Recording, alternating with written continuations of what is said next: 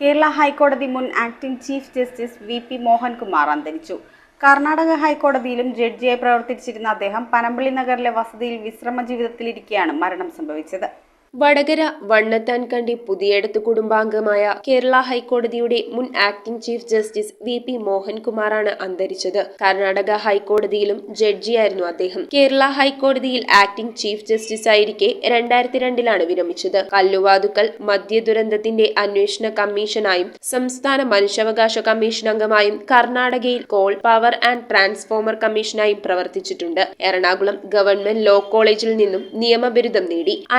1962 അഭിഭാഷകനായി practice ആരംഭിച്ചു. 1993 ഡിസംബറിൽ കേരള ഹൈക്കോടതിയിൽ ജഡ്ജിയായി. ശേഷം 1994 കർണാടകയിലേക്ക് സ്ഥലം മാറി. 2001 കേരളത്തിൽ തിരിച്ചെത്തിയ ശേഷം 2002 മെയ് 30 മുതൽ വിരമിച്ച ജൂൺ 7 വരെ ആക്ടിംഗ് ചീഫ് ജസ്റ്റിസായി പ്രവർത്തിക്കുകയായിരുന്നു. News desk metro 7.